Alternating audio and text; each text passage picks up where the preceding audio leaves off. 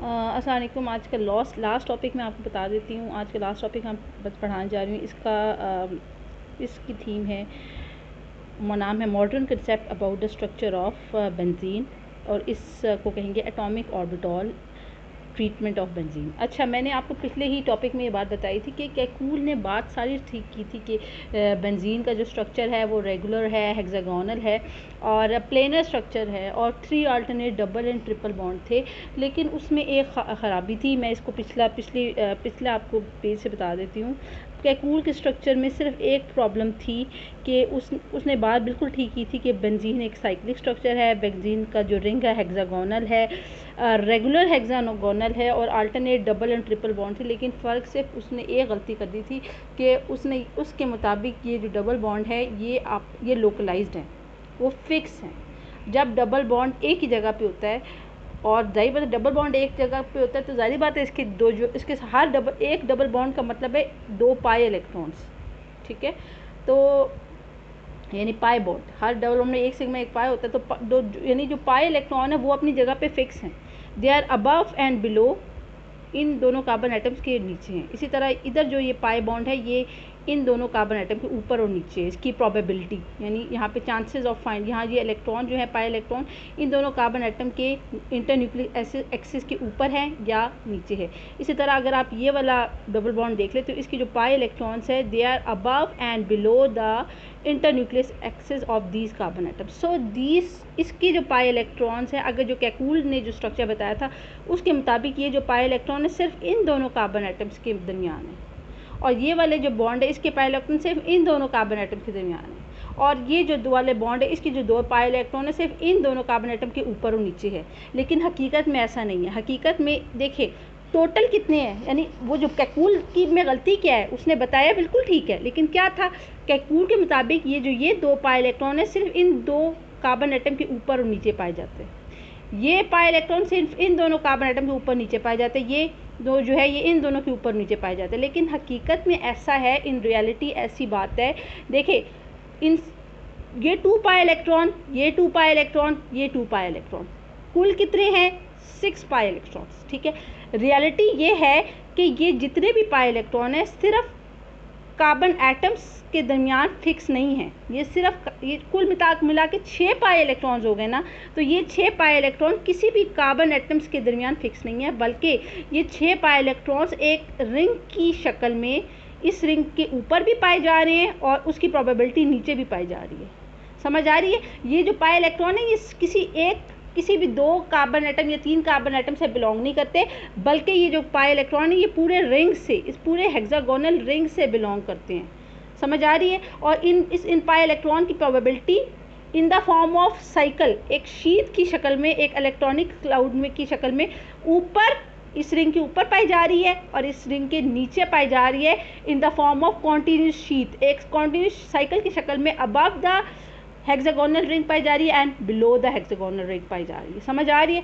कहने का मकसद ये सिर्फ उसमें ये एक फॉल्ट थी कि ये जो उसके मुताबिक ये डबल जो बॉन्ड है या सिंगल बॉन्ड है ये आपस में एक जगह पे फिक्स है, लेकिन ऐसा नहीं है। ये जो डबल बॉन्ड है ये फिक्स नहीं है, बल्कि ये जो डबल बॉन्ड है ये डी लोकलाइज्ड है, ये लोकलाइज नहीं है। ये पाई इलेक्ट्रॉन जो है ये किसी एक कार्बन के साथ नहीं बिलोंग करते, बल्कि सारे एटम के साथ बिलोंग करते हैं। और जो पाई इलेक्ट्रॉन का जो है in the form of continuous sheet pi electron they are above and below the nucleus जो है ये हेक्सागोनल रिंग, ठीक है।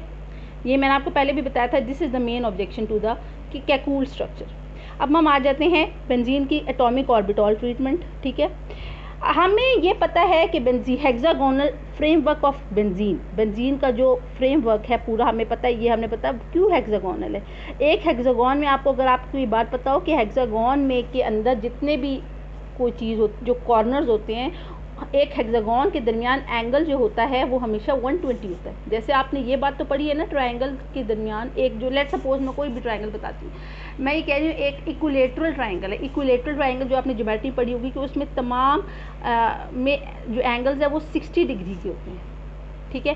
तो इसी तरह एक हेक्सागोनल रिंग जो कि बिल्कुल रेगुलर है, तो उसमें जो तमाम एंगल्स जो होते हैं 120 डिग्री के होते हैं। ये बात समझ आई है। जैसे एक इक्विलेटरल ट्रायंगल है, उसमें तमाम 3 एंगल्स होते हैं, तीनों 60 डिग्री के होते हैं। तो एक रेगुलर हेक्सागोनल रिंग में तमाम एंगल्स जो होते हैं 6 एंगल्स होते हैं और सारे के सारे 120 डिग्री के एंगल होते हैं। इस कार्बन के दरमियान 120, ये कार्बन 120 पे, ये कार्बन 120 पे, ये कार्बन 120, ये कार्बन 120, ये कार्बन 120। ये बात समझ आ गई आपको। तो ये वाली बुक वाली बात बता देती हूँ। The hexagonal framework of benzene can be conveniently explained using the hybridisation approach. हमने जैसे हाइब्रिडाइजेशन अप्रोच हमने चैप्टर नंबर 7 में भी पढ़ी थी।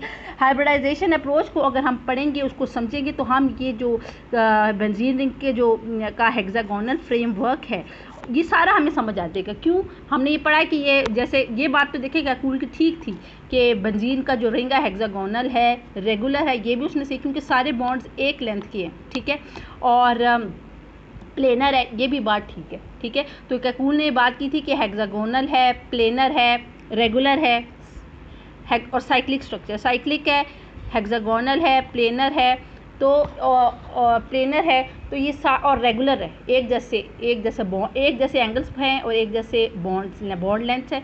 तो ये सारी बात साबित होती है बाय हाइब्रिडाइजेशन अप्रोच, ठीक है।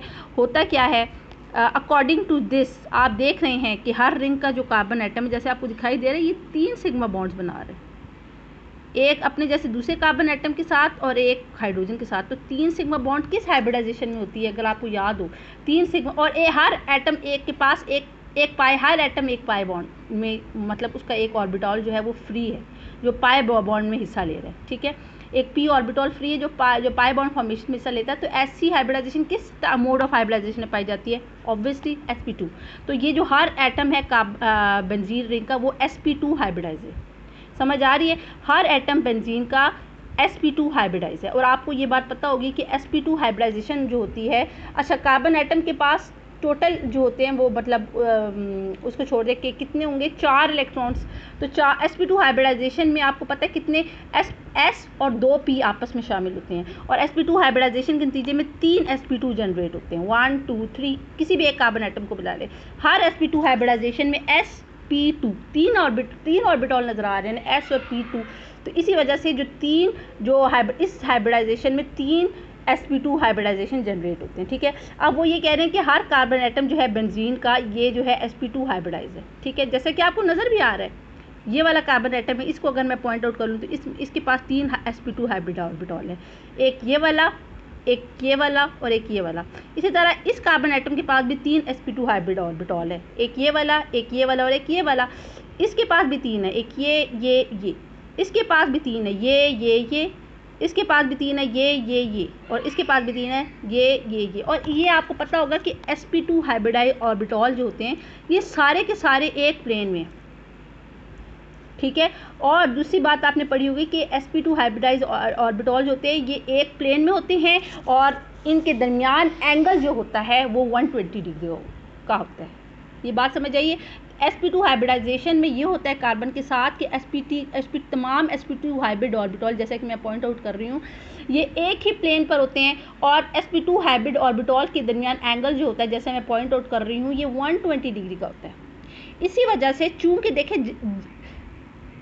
जो ये बात मैंने हाइब्रिडाइजेशन का टॉपिक बताया था, मैंने आपको बताई थी कि जिस तरह का एंगल किसी एटम की हाइब्रिड ऑर्बिटॉल्स के दरमियान होगा, फिर वो जो बॉन्ड बनाएगा ना, उनके दरमियान भी वही एंगल होगा। जब किसी भी कार्बन एटम या कोई भी एटम उसमें जिस किस्म के उसके हाइब्रिड ऑर्बिटॉल में जिस किस्म का एंगल मौजूद होगा हाइब्रिड ऑर्बिटॉल के दरमियान, उसके बाद वो हाइब्रिड ऑर्बिटॉल जब किसी के साथ सिग्मा ओवरलैपिंग करेंगे और मॉलिक्यूल बनाएंगे, तो उसमें उस मॉलिक्यूल का भी वही एंगल होगा।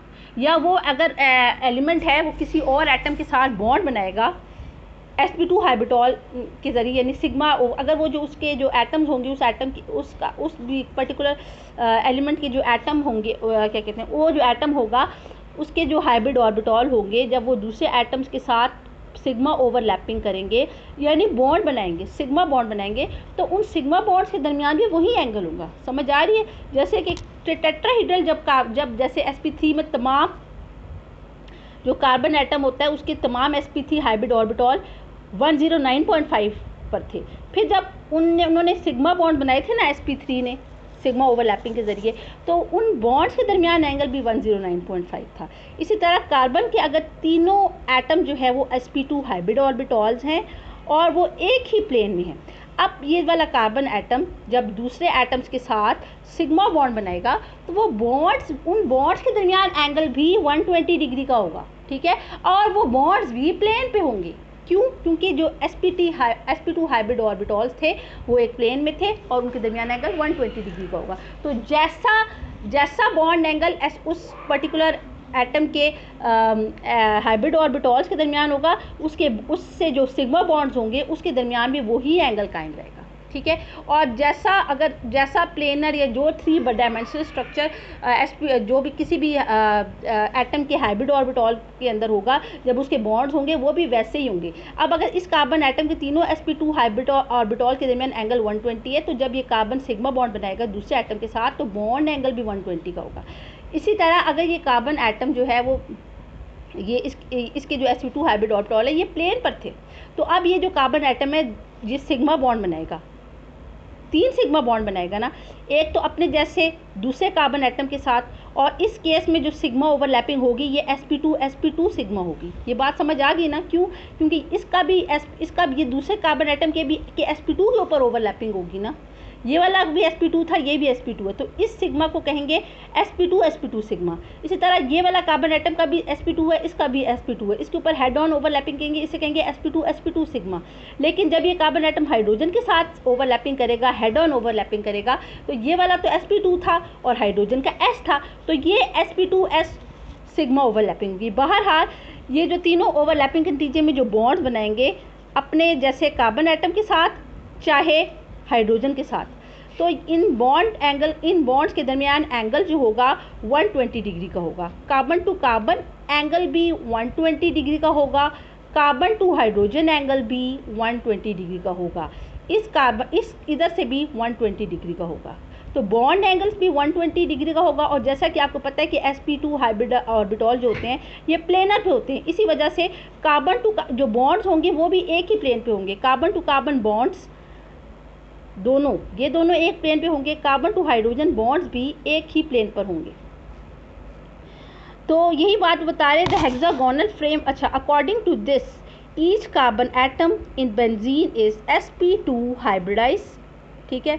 The 3 sp2 hybrid orbital on each carbon atom are utilised to form 3 sigma bonds, 2 with the adjacent carbon atoms and 1 with the hydrogen atom. ये बात तो मैंने आपको बता दी। अच्छा, ये बात आपको मेरे ख्याल में बहुत अच्छी तरह समझ आ चुकी होगी, ठीक है।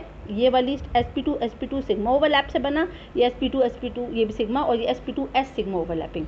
और चूंकि ये हाइब्रिड ऑर्बिटॉल एक प्लेन में थे, इनके दरमियान एंगल 120 था, तो जितने कार्बन टू कार्बन बॉन्ड है 120 है, कार्बन टू हाइड्रोजन बॉन्ड 120 है। और चूंकि ये हाइब्रिड ऑर्बिटॉल एक प्लेन में थे तो सारे कार्बन एटम्स और हाइड्रोजन एटम एक ही प्लेन में होंगे।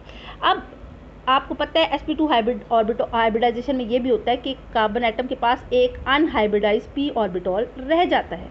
अब ये इन्होंने ये जो ऊपर ये बताया था ना, ये जो रिंग्स का स्ट्रक्चर, ये सिग्मा फ्रेमवर्क ऑफ बेंजीन है।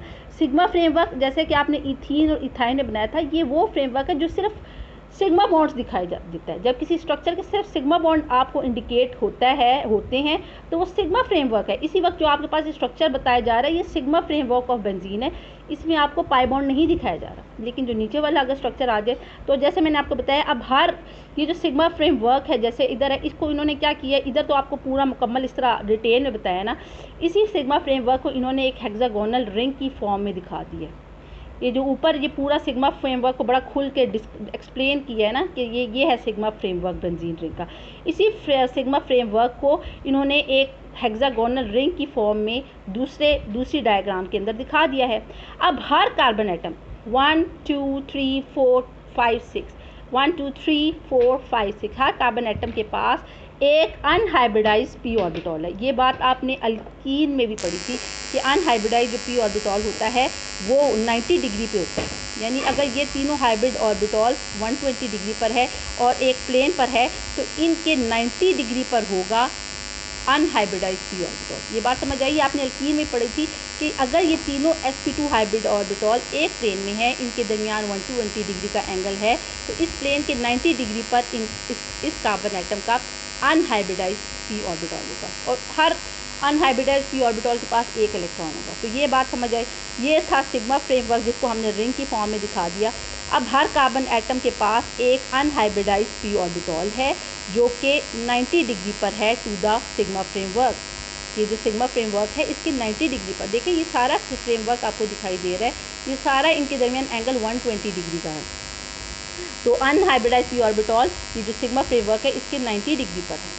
ये देखें ये इसका भी पी ऑर्बिटल 90 डिग्री पर है हेक्सागोनल रिंग के, इसका भी 90 डिग्री पर है।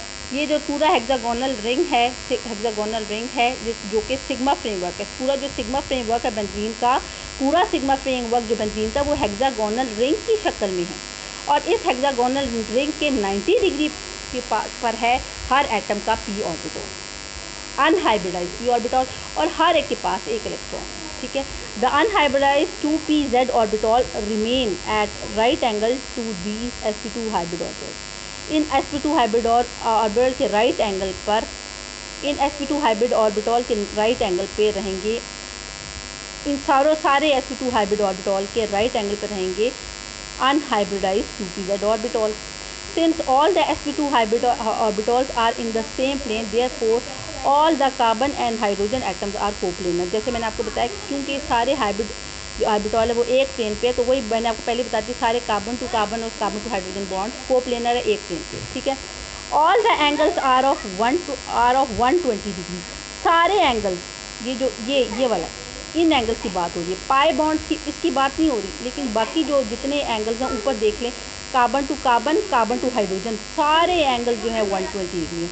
All the angles are of 120 degree which confirms the regular hexagonal structure of benzene. क्योंकि आपको ये बात पता होगी कि जैसे एक इक्विलेटरल ट्रायंगल है उसमें सारे एंगल 60 डिग्री के होते हैं, इसी तरह जब कुछ जो रेगुलर हेक्सागोन होता है उसके अंदर सारे एंगल 120 डिग्री के होते हैं। ठीक है, जिसी तरह इक्विलेटरल ट्रायंगल के सारे एंगल्स क्या होते हैं, कितने डिग्री के होते हैं, 60 डिग्री के होते हैं ना, इस तरह एक रेगुलर हेक्सागोन के सारे एंगल्स 120 डिग्री है। और उसकी वजह क्या है कि sp2 हाइब्रिडाइजेशन में सारे carbon to carbon, carbon to hydrogen bond 120 degree पर होते हैं। ठीक है, which confirm regular hexagonal structure of benzene, the unhybridized 2pz orbital partially overlap to form a continuous sheet of electronic cloud enveloping above and below the 6 carbon to carbon sigma bonds of the ring. Since each 2pz orbital is overlapped by the 2pz orbital of the adjacent carbon atom, therefore this overlapping gives diffuse or delocalized electronic cloud। अच्छा, क्योंकि इसकी जो है ना, अच्छा अगर इसको मैं इस तरह समझा देती हूँ